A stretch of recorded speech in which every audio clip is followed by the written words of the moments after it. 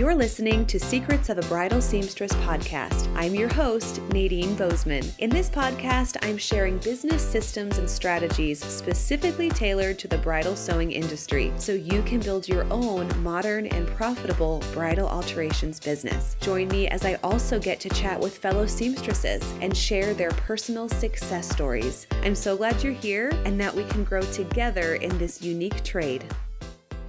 Welcome back to another episode. I am here with my friend Carin Hunt. She is a wedding planner in Florida, and she's also a fellow podcast host. So her podcast is called Celebration Pro Podcast, and it's for fellow wedding pros and wedding planners in the wedding industry. And we recently connected through a mastermind that we're both in, and we thought it would be kind of fun to chat with both of our audiences. So she has this history of coaching wedding pros, and I thought there's so much that she can bring to the table about the subject of marketing. That's something that as seamstresses we're always trying to stay current with and figure out what's just a trend on social media or what should we actually be pouring our time into. So Carin, thank you so much for your time and for being here today and telling us all the things. So yes, I'm so excited. Nadine was recently on my podcast and we just had so much fun chatting. So this is going to be now I get a to drill treat. You. So yeah, right. The tables have turned. Yeah. All right. How about you tell us how you got involved in the wedding industry to begin with? So pre-podcast, let's talk about your wedding planning, because I always like to hear how people fall in love with working with brides, because we're a particular kind of people. So Oh yes, aren't we? Go back to when I was 7 years old. My mom was in graphic design school, and I was trying to create a business out of anything. Like I was selling chocolate molds. I was creating little shell figurines because I'm in the Florida Keys, right? I was living in South Florida at the time. And so I'm selling these little figurines that I make. And my mom's in graphic design, and she saw that I was getting really into marketing my little products. Lo and behold, she bought me what I say was it's got to be Canva 0.00001, the version of that, right? So it's one of those, it came in a box with a CD that you put in and installed on your computer, right? Way back in the day. CD-ROM. Yes. A CD-ROM, right? where you had those big chunky gateway computers. And I got on there and I actually created a marketing company where I printed out all these sample cards, and you could print out on hard paper and fold things to make boxes and brand everything. And I had all these little knickknacks that I could customize, and I sat just like I was at a lemonade stand. And so parents and people would walk by, and of course they're like, well, that's not your typical, lemonade gal. Let me walk over. And I was doing Christmas cards for offices. And I'm 7, totally not legit at all. That is so and I'm thinking back to the equipment that he had to work with, because I know the era that you're talking about. And we when our family got the computer in the computer room, and we had floppy disks, and there was one Jeopardy game that was the only game that we had. I don't think any of us really figured out how to use it because everything was so slow. So the fact that you were over there putting together your business plan and dial up and everything, and I named it the Stop 401k. Shop. Yeah. Wow, I was just trying to figure out Jeopardy. Stop sign. Yeah, it was like a stop sign, so people would stop because they would see. It was fun. It was a lot of fun, short-lived, but my entrepreneurial spirit is it's been embedded in me for a very long time. Yeah. And I have a line of family members before me who started their own businesses as well. And with that, I was very confused through the education system of what I was supposed to do. Luckily for me, I had a best friend who knew me better than I knew myself. And I made it to college with no idea of what I wanted to do in life. And I changed my major 4 times. And she's like, you love to entertain. Your family grew up, you grew up with your family hosting all these parties, and you clearly don't want to work for anybody. Why don't you be a party planner? And I'm like, haha, that's not a thing you can do. And I was always looking out for people around me. I was very much a people pleaser. Mm-hmm. And when you're thinking about a wedding planner, like you're people pleasing on all sides, right? And you're really trying to harmonize vendors and venues and Yeah. clients and all of You're like, this. And this is when people pleasing is a right. skill. It is, it's a skill. And so it kind of all came together like, yeah, that actually would work, but how do I apply that into reality? Lo Mm-hmm. and behold, I was at the University of Central Florida. They have the Rosen College of Hospitality Management, which is the second most prestigious hospitality college in the nation. And that was not on, that was by accident for me to just Yeah. be at the college where I needed to be. And they had an event management track. And that is really where I dove into what does it look like to be a wedding planner, or if I could have gone in other directions, I could be doing concerts and festivals or corporate events or whatever that was. But there's just something about, I'm very rooted in my family. There's something about love that just drew me in. And Mm-hmm. that was the direction I took. And I started out with venues. And I think, that's a big tip, especially I know we're talking to seamstresses today, but for anybody who wants to understand the market that you're in, if you work in a venue, you can really start to see the players in your Mm-hmm. geographical location. And I really got to know the vendors on a personal level over time. And that's when I felt like, okay, now it's time to jump out and start a planning company. I owned my planning company for 7 years. I brought a business partner on for a portion of that. And then she took the business when I left. So it's still up and running and well. And I have a toe in it every so often. I try and help out when I can because that was my first baby. And then, yeah, and then my second baby, right? My Yeah, actual yeah. child came along. And somewhere in that area between like 2017 when Hurricane Irma hit and then COVID, I was really leaning into the vendors. They were just coming to me saying, how are you on all the vendor lists? Like, Mm-hmm. how are you working with that person? And how are you, like, you went from DIY to like brides who actually have budgets and working at the resorts. And, basically all of our dreams were coming true before our eyes and Mm-hmm. everybody else was watching. And so they had the questions. And I said, I'm doing all of it myself. And I really then was able to reflect and say, okay, well, what's working and how is this working? Mm-hmm. And then we were hosting networking events where people could be educated, where people could connect. It really got rid of a lot of that like clicky atmosphere where like some people were talking about other people who and they never seen each other before. And I'm like, let's Right, get right. everyone together so we're all on the same page. What's our goal as a community here? And so that was really great. We did some online virtual stuff to help people through SBA loans and things like that when it came to COVID. And I was like, you know what? This is my jam. Like, I want to do this. I love my brides. I love the families. I love the hugs at the end of the event because you just put on the best day of their lives. Like, all Mm-hmm. that's amazing. But to be able to see somebody start a business or be stuck in a business and to see them just flourish and kill it and just say like have so much gratitude and then you see them helping other people. It just nothing lights me up more than that. So I went Yes, back into yeah. luxury corporate and here I am with Celebration Pros. So I can Yeah, I support them. that is so cool. And I love how it just kind of started with like really organically, like your local vendors asking you questions and then you're like, "Oh, I could help more people if I just figured out how to expand my reach, you know?" Yeah. So what And are it's some really that reflection of like, what's working? Like, what are Yeah. people excited about that you're doing? Okay, let's do Yeah. more of that. Yeah, and just kind of taking a step back to think about it. Like what are the actual steps instead of just like, well, I guess it's just me. It's like, or it could be the actual things that you're doing that are just kind of part of your routine that you don't realize Mhm. like those are the things that are bring people in. So, what kind of things did you learn like as a wedding planner, like maybe lessons learned or whatever that you can take to your clients now who are wedding planners across the country or are outside of the US too? I don't know. Yeah, I mean, it really applies anywhere. I think it might just be like different platforms or different resources Hmm. that you would use depending on your location in the world. Oh, there's so much. Like, Yeah, I'm sure. I mean, I did it scrappy. I'm not gonna lie. I built my own website, and over 7 years, I learned, what SEO was and Yeah. what people wanted to see, and Hmm. if you want to up level, what you had to change and how you had to, you have to be with the blogs and all these different things. And Yeah. your website is really your house on the internet, which was a big lesson, right? Because a lot of us are like, Instagram, TikTok, all these other Yep. things. And we forget that like the thing that we actually own, it needs more attention.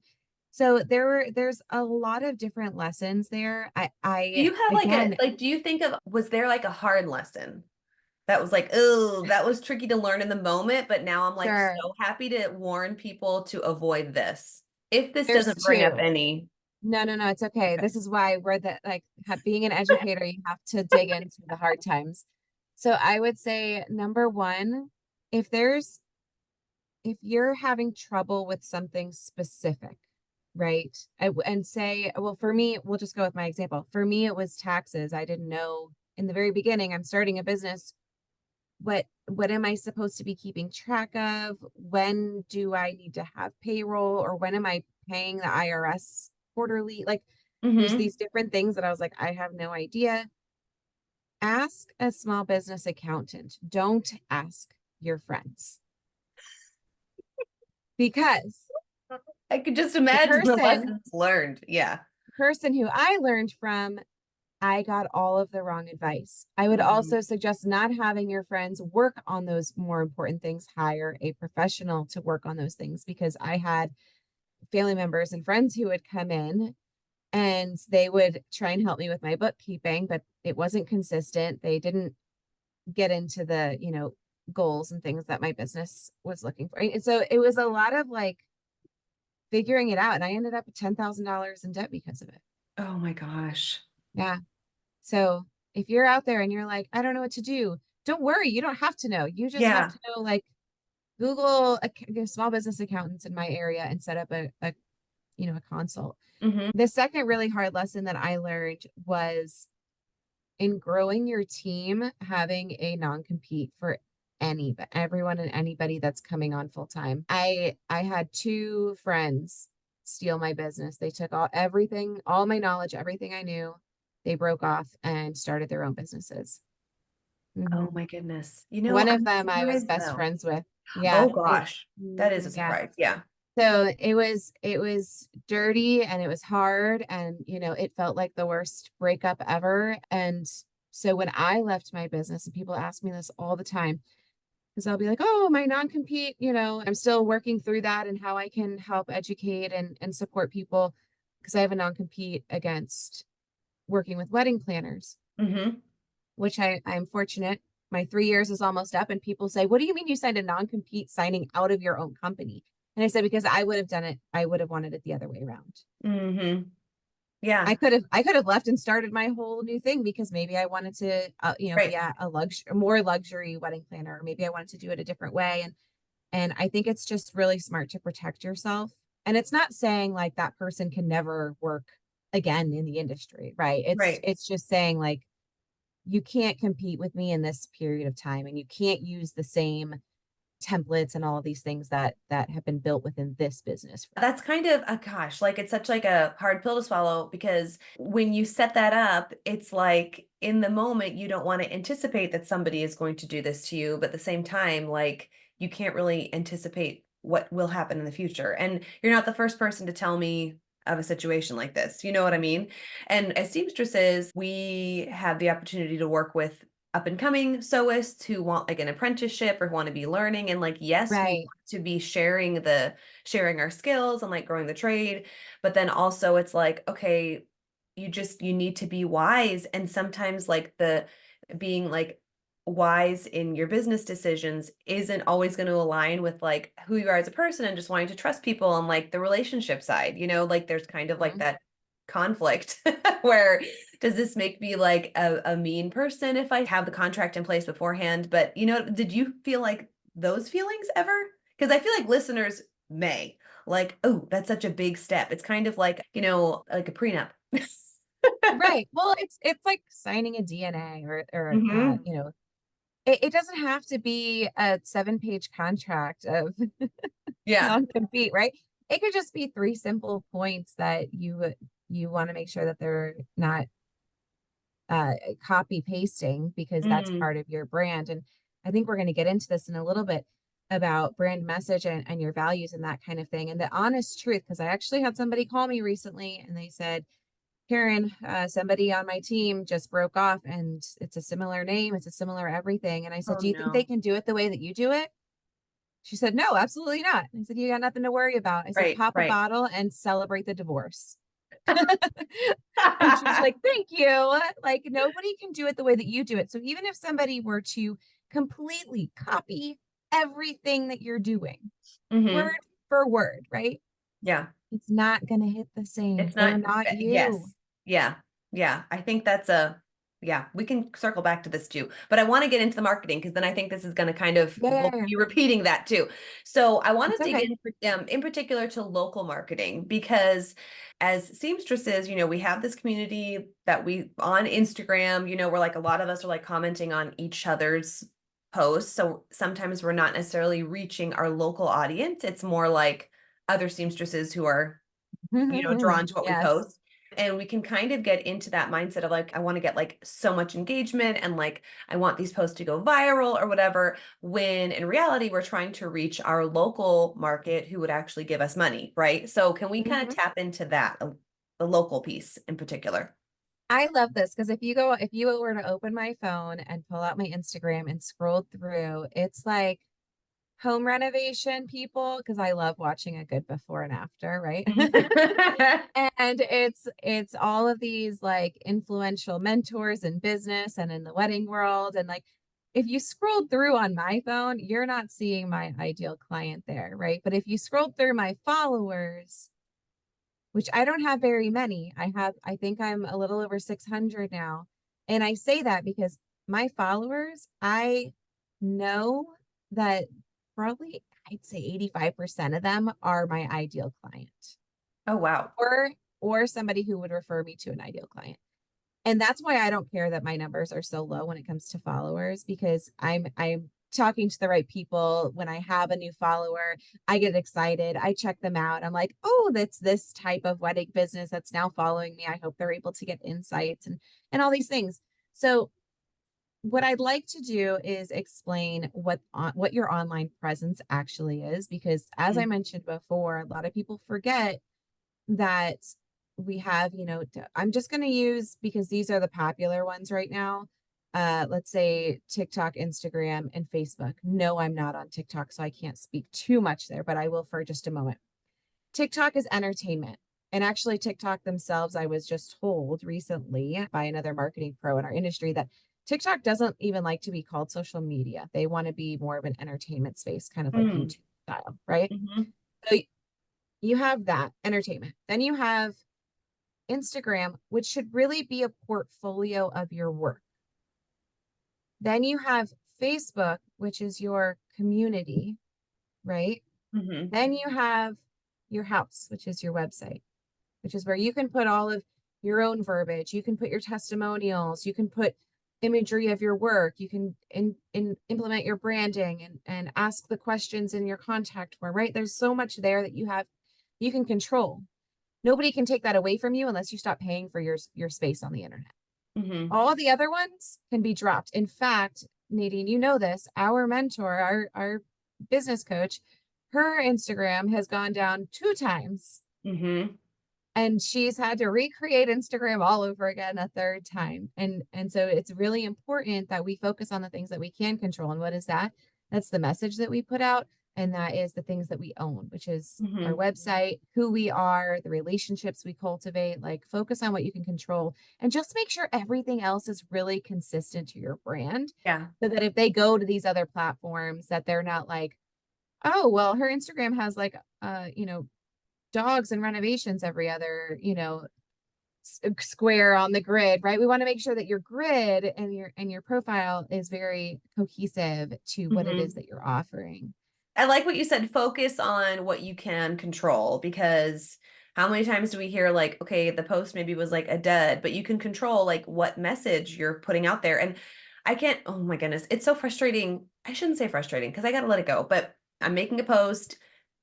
And I'm thinking more so for my local seamstress, like my local sewing account is like pretty small, and I'm trying to put a little more effort into it. Listeners already know this because I brought this up a few times, but I just feel like it's always like, oh, kind of in the back burner. Yeah. because I kind of feel like, okay, well, I'm booked, so do I really need to? But I still want to be like present, and just kind of keep things current. So I may post something and it's like not getting much love, but then I know like what emails I get because of what I posted or the DMs that I get because of what I posted that Mhm. leads to making money, as opposed to, okay, is the goal of posting to like get a bunch of comments or get a bunch of likes, or is it actually to like convert to like money that I'll get in my account? You know what I Right. mean? So it's like, if I know what the goal is and just staying consistent and just like, not focusing on what I can't control, like how it's received or how the audience is going to like, oh, this is so entertaining. Or are they actually going to follow through with the DMs or like sending me the email and book the consultation or order the custom veil or whatever? Like Right. that's the money that I want to be making. And so the ego has to kind of be set aside. Like, Right. Right. I don't look super cool, but oh well, like I know what money this is making me. So, And I think, if social media isn't your strong suit for those listening in, which a lot of us it's not, it's okay to not post every day or to post that. It's okay if you're not posting viral content because mhm, again, when we take that mindset shift and we say, "Oh, this is our portfolio, this is a gallery of our work," rather than this is a marketing avenue, which you could certainly make it a marketing avenue, but I will tell you if somebody finds you on social media, they're going to look at your reviews or ask somebody about you. So word of mouth always comes back into play. It's important that, again, we focus on what we can control, which again is that referral power, our house, the way that we're putting our brand message out there. And then keeping these other spaces for what like use them for one purpose instead of putting all your eggs into that basket, especially again, what if you put all of your marketing efforts into that and then tomorrow Instagram says, "Oh, we didn't like what you posted, so we took yep, your account down." Like that would be terrifying. yeah. Mhm. Or like what's happened to a couple of my friends, like my local bridal shop, their Facebook page was hacked, and then that affected like their Instagram, and it was just awful. Yep. Like you don't have control over that. Yeah, because they're Um, connected, right? So something right. bad happens to one now, like what is it? Facebook and Instagram went down the other day, and Yes. everybody's like, "What's happening?" And Yeah. it's like, just I was like, oh no, stay out of it. there was, I think it was like the bridal theory posted, like I survived thinking that my Yes. meta was hacked, but it was really just that it was down. I'm like, that was me. Because I woke up and I was like, oh no, it's over. It's over. And I'm Yeah. like, oh, it's the whole world. Okay. Everything's fine. Okay, but let's go back to the word of mouth. Okay. Yeah. Because like let's not underestimate the word of mouth. And I feel like so many of my clientele comes from word of mouth or like the friends of friends or like, Mhm. oh, this business owner knows me, so they're recommending me to their clients or whatever. Like it is so powerful. And like that takes intention and investment and relationships. And like people also can pick up on like if you are just like a, quote unquote networker, as opposed to like, hey, like I really value local relationships and that's kind of what I want to build my business on? Mhm. So how do we like genuinely build up these connections or like lean into that word of mouth and having it like really work for our business? Yeah, absolutely. So when we're thinking about marketing, word of mouth is your number one form of marketing. The good news is it doesn't cost you anything. Hmm. It costs you some time, right? But it doesn't cost you any actual money. And I'm sure someone's out there like, time is money, right? But if you're putting your time in places that make you money, right? That's well worth it. That's the ROI we're looking for. Number two is actually email marketing. And the reason why is because in email marketing, it's your words being put out to a group of subscribers who have not yet clicked unsubscribe because they love hearing from you, right? Hmm. And then number three is going to be social media. And the only time that it works is when you're putting your brand message behind it. So it all comes down to brand messaging in the end and making sure that the message that you're putting out about your business is what's being said when you're not in the room. Mm. So if somebody is out there right now referring a client to Celebration Pros to me, I want to make sure that they're having the conversation that I want them to have. And it's because I've told them what to say. I've told them what my brand values are. I've told them what it is I offer. And it's not confusing. It's not unclear. It's not that person then going to my Instagram account and not seeing that that message coming through, or them going to my website and it being a completely different font style and and different Yeah. photos. And so, it all comes down to that brand messaging in everything that you do.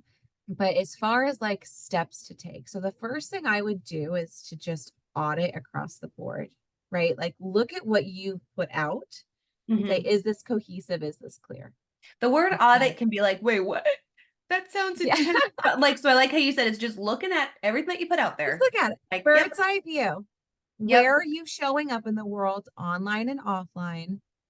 And what does that look like? And is the Hmm. story, or is the storyline connecting? Yeah. Right. So seamstresses, when you're thinking about like what you put on Instagram, what's on a lot of seamstresses still have Facebook pages. I still have a Facebook page, and it's like we still get clients pop through there. Is that consistent? And also how you communicate with bridal shops. Like when you're going in and you're saying like, I'd love to work with your brides. Like here's a sample of my work. Is all of that cohesive? Is how you're Right. showing up at the shop. Like, do you look professional? Are you like representing your brand, and even how Yes. you're like having that conversation with the shop owners. So it's more than just like you're explaining it's more than the online presence, but it's like your professionalism when you're meeting with the shop owners. What is that even like? And I want to say too, because we hear the word professionalism, just like we hear the word audit, and we think corporate, right? We think Wear your suits, ladies. Do wear your suits. Yeah. My goodness. No, but the truth behind it is, you even own a suit? Do you own a do suit? I not like a I used to.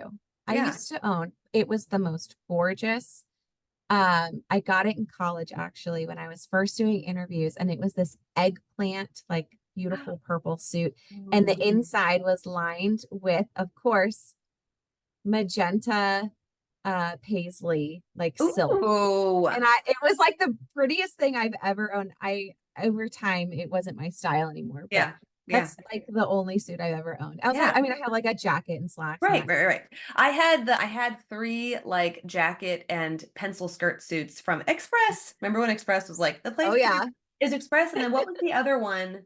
There was another place that I something New York, something New York, but I think they're like out of business now. But it Yeah. wasn't like it wasn't Ann Taylor, but it was like another Of that. Yeah. name. I can So picture it too. yeah, Hmm. yeah. It was like in the so if you're listening or if you're watching, please like post a comment if you know what store we're talking about. Because I had like because that's also when I was like, a teacher. So I had lots of like blouses and the Yeah. suits. And I'm like, I wish I still had like a power suit. But anyway, okay, sidetracked. So you don't need to wear a But suit to be no, professional. but That was the even moral to of the say story. that, right? Like I'm wearing a Pop Fizz Clink shirt because that's part of my framework. Champagne is a big part of my brand. And so if I were to wear this with like my hot pink pants that Nadine, before we got on, she previously had mentioned that she loved them. And Gonna get so the if I'm link. wearing, their trousers, if I wore those with this and some like black heels and I walked in, I would feel very confident because I'm Mhm, on brand, I'm on target. I'm not, and I'm also showing it professionally. And it doesn't have to, it should reflect your brand's personality. So if you're a mhm. fun brand, be fun. Like Yeah. don't hold that back. Because if you show up thinking you have to wear, pencils. And if that's your jam, if that's what reflects you, all the means. But if you're showing up in a Pencil suit skirts and then they go and they look, were my jam for a long time. I love pencil right? skirts. Yeah. And then Why they did I go and pick look that at your out? website and your website is like all bubbly and all this, they're gonna be like, wait, is this the same person? Yeah. So yes, think about all the places you're showing up, online, offline, in person, and say, does all of this make sense? And vice versa. If you've created a brand that, and I actually started out this way, so this is a personal story. Celebration Pros, I wanted it to be very luxe, and I had everything was black, white, and like a champagne color, and that Hmm. was it. And hot pink crept its way in, and it's not even that hot pink is like, I think it's just a personality color. It's not Hmm. necessarily my favorite color. My whole shop, like my alteration shop, there's a lot of pink. And I don't like I never thought that I love pink, but I do. And I love wearing I it. And it do, just, right? yes, I can't help it. Makes you And feel it's in good. both brands. Yeah. And there's different shades that make you feel different ways, but it crept in. And then the more it crept in, the more I was like, you know what? Black is not the color. And Hmm. so it's transformed. And so don't be afraid to trust your gut on what it is that your brand, who your brand is, because your brand isn't always you. Like Mhm. outside of Celebration Pros, I live in the islands, everybody. I'm in like linens and it's a different version of me. But yeah, lean into what your brand is telling you. It's almost like Mhm. this alter ego, and it's really fun to be able to play Yeah. with. So, Mhm. what is a magnetic brand? What does that term Mhm. mean? So a magnetic brand is a brand that is attractive to the right person and Mhm. also repulsive to the wrong person, right? So it's not for everybody. Yeah, I I want to be repulsive to the people who don't want to hang out with me because I don't want to hang out with them either. that That's is not my really person. freeing. Yeah, let them go. They'll find their I people. want to be repulsive. Okay, I gotta like say that to myself There in are the some car. very popular people out there. I'll give you an example, and hopefully he doesn't listen to this, or maybe he'll agree, which is cool. David Tutera is well known in our industry. Some people absolutely adore him. I'm impartial because I don't follow enough, but he's just one of those iconic people in our Hmm. industry. Some people absolutely love him, and some people can't stand the guy, Hmm. and that's okay. Yeah, You know, yeah. his following is very strong. Taylor Swift, there are people who can't stand Taylor Swift. Oh, yeah, yeah. There are people who absolutely adore her. I'm definitely one of them. I don't know if I'd say I'm a Swiftie. I don't think I'm that hardcore, but same thing with the Barbie movie, right? Anything Mhm. that's like iconic, people Yeah. love, people don't like, and that's okay. Hmm. There's something for everybody. So when we're talking about a magnetic brand, it's the ones that attract the right people. That being said, I actually have an exercise, if you don't mind me sharing, on how Please do. to create your own magnetic brand. Okay, so this is something I Fluff the actually hair teach. out of I the know I'm way. like, fluff the hair. Yeah, yes, I love it. So if you this is something I teach in when I'm public speaking. I teach it in my to all of my clients, and every once in a while I'll drop it into one of these interviews. So what you're going to do is close your eyes, and you're going to think of the time when you felt like your best self, when you were on top of the world. Maybe you had your first child, maybe you got engaged or had your own wedding. Maybe it was when you decided to break out of the corporate world to start your own seamstress company. Maybe it was a time when you helped somebody else. Maybe it was when you graduated. When was this moment for you? So once you're in that moment, what I want you to do is write down 5 words that are descriptive of how you felt in that moment. So I'll tell you mine just to kind of drum up. Feel free to Mhm. steal my words. I don't mind. I actually have them framed and they're right here behind me. It's So blurred. my For those of you watching, she has the blurred background thing going, so we don't see it, goodness. but I'm sure it's I beautiful. can unblur for a minute here. I'm in my bedroom because we're working on my office, Put but you on the spot. you can see that's it right there. And So okay, that also I'm sidetracked by your awesome whiteboard, but okay, I love that. oh yeah, colors Okay, so it everywhere is, in here. it's like on display for you to see every morning when you wake up. Yes, Okay. yes.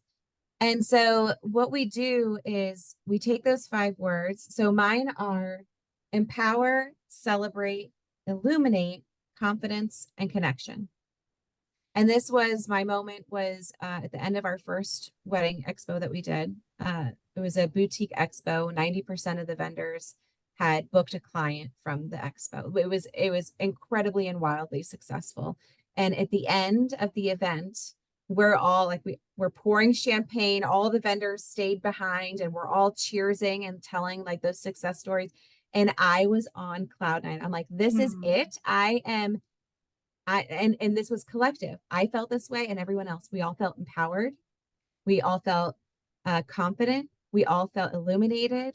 We all felt what are my other words? We were celebrating, and we all felt very connected. And Yeah. I'm like, that's it. This Hmm. is how I want to feel in business. This is how I want my clients to feel in business. Hmm. And this also helps. So, for example, when Nadine said, Carin, will you come on my podcast? I said, let me think about this. Are we going to be able to accomplish all 5 words? Yeah, absolutely. Okay. Yeah, no brainer. Let's do this. Hmm. So it helps you make decisions. And then if you come to that client who is like, maybe they don't know what they want and they seem like they're not going to be open-minded to the ideas that you have or the dress that they're bringing in, and it just seems to be like it's going to be a difficult situation. I'm not going to be able to empower them to make decisions because they're not willing to learn, and we're not going to feel confident through the process. I'm not going to be able to get that connection. So no, this isn't the client for me. Let me recommend them to somebody else. Hmm. So that becomes your North Star in everything you do. And it helps you with your copy because Yeah. now you can write this, you can use these words. And I'll use like illuminate was my word for last year. And I'll use like spark, light up, sparkle, on fire, ignite, right? And it all is rooted in the word illuminate. So you can Yeah. have a really fun time playing with that in the way that you write or speak to other people. And the Yeah. more you do that, the more that people know what it is you stand for, who you are, and the right people to connect you with. So that's my little exercise for everybody. I love that. And I'm like, my wheels were already turning. And so I want to do that for like my podcast biz and then my seamstress biz, like, Yeah, because I'm kind of I just met with Emily Foster. So of I course love getting her. all the Emily's inspiration amazing. to, Yes. yeah. So I was like trying to like spruce up my website copy. And it's like, okay, like for my seamstress website. And it's, kind of a lot of work. Like, okay, rethinking. But I love that of having the 5 words to guide you, even just with your copy, because that's, I know, where I still get stuck. It's like, what am I doing? That Yeah. is so Anytime I'm stuck in helpful. business, I'm just like, okay, why am I not feeling these things? Like, what I is it? love that. And then I Yeah. can pivot. Hmm. Oh, that is super cool. Okay, so I can't wait to do this again with my eyes closed and like spend Yeah. more time with it. Yeah. So hopefully, listeners, you could just like hit pause and then do that exercise and have that just be something tangible that you can go back to when you're feeling stuck. So Yeah. thank you. That was like that was worth the whole thing. That was like the There you goal of go. the episode. All right. So give us some action steps that we can take, like maybe this week. Give us, well, 1 to 3, because I don't want to overwhelm you with 3, but that we can That's okay. enhance our local marketing with. So I think number 1 is that your that little exercise to find Yes. your magnetic brand, because that's going to kind of like be the So catalyst those are going to be your starter. brand values, right? Hmm. So have your brand values and just keep them in your pocket at all times. Frame Hmm. them if you need to, right? Yeah. Uh, the other two things, I'm going to give you ideas on how to fill your calendar because we need to plan type of thing. Like we need to Hmm. plan for the success. It doesn't just like, it, good intentions are great, but if we're not implementing, nothing really Yeah. happens. So I would say, look in your area at who who is holding networking events. What are those bridal associations? I'm not sure if there are specific associations for your niche, but definitely bridal entrepreneur women's associations, assuming that Hmm. the majority of our listeners are women. And see who's in your area, right? Make that list. Maybe you have 10 to 20 different associations. Now decide, okay, who is going to be the most influential to my goals for this year? Which ones are really aligning and feeling good? And then highlight those, right? Maybe you have 3 to 5 that you choose. And you don't necessarily have to uh, join a membership or an association to attend. Sometimes it's Hmm. just a few dollars more to go. Yeah. So see what their events are that are coming up. Connect with some of the leaders and say, I'm really interested in learning more about what you all do. This could be your Chamber of Commerce. This could be your BPW, which is Business Professional Women, I think, or Yeah. BPW.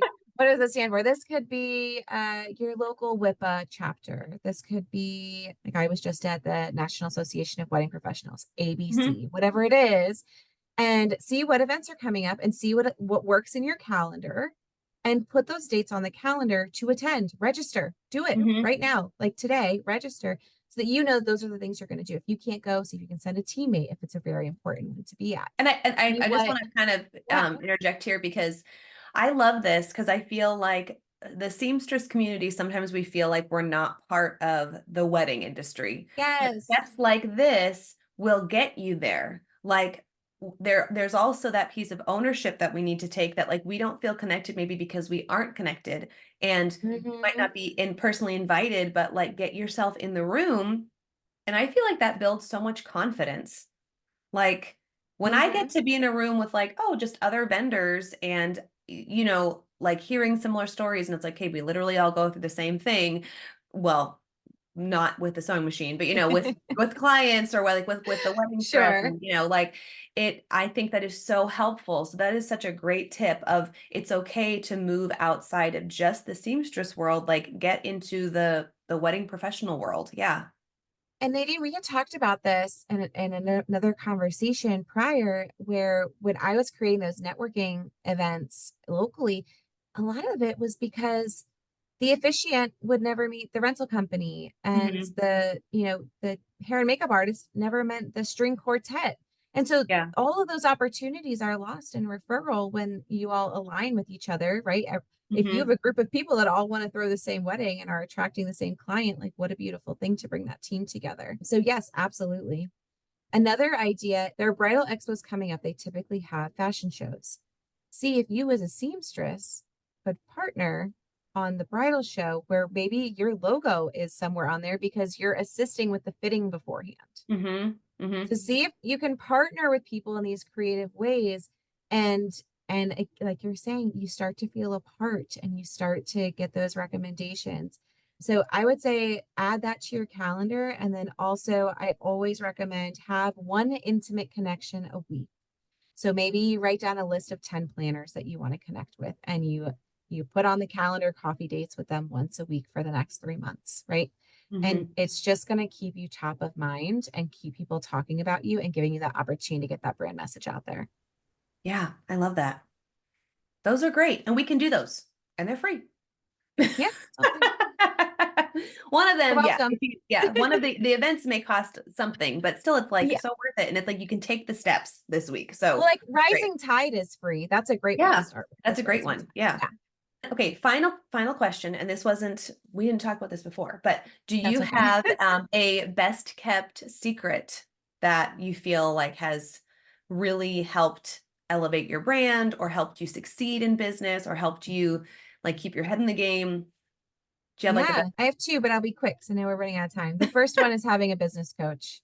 It was incredibly helpful to have our business coach, especially her being out of the industry. I think it just Mhm. learning a little bit more what it looks like to do what we do as educators, but maybe for those that are working business to client, right?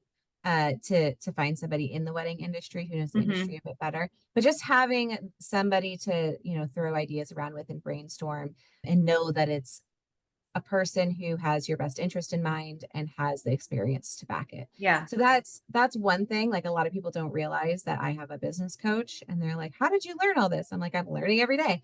And then the other thing, which isn't really a secret, and I don't think people realize, it's my sparkly duster jacket that I wear. And so I wear it on purpose because when I walk in the room, I want you to either A, recognize me, or B, tell me how amazing it is, because then we're opening up conversation. So I'll have Yeah. people run across the room and they're like, Karen, I saw your jacket and I knew it was you. And they give me a big hug. And now we're talking about life and what's exciting coming up and all that.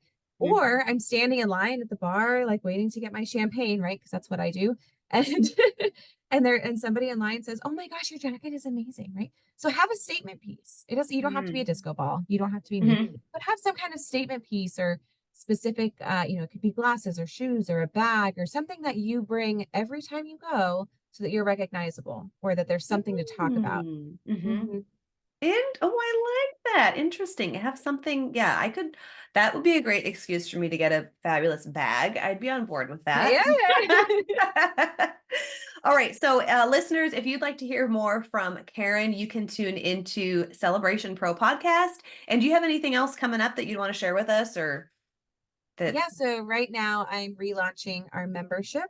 And actually, Nadine, what I could do is create a link for a free first month into the membership for your listeners. Mhm. Basically, you learn, everything from me about how to leverage your marketing without having to spend a whole lot.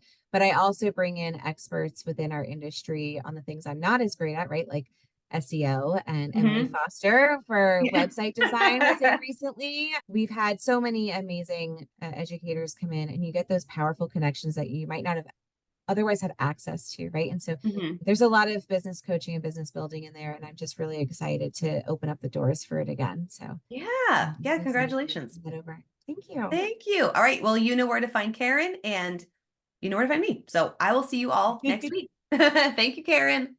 Thank you. Thanks for listening to today's episode. If you like what you heard, please subscribe and share this podcast with a friend. And if you're feeling really generous, leave a review. Thanks, everyone.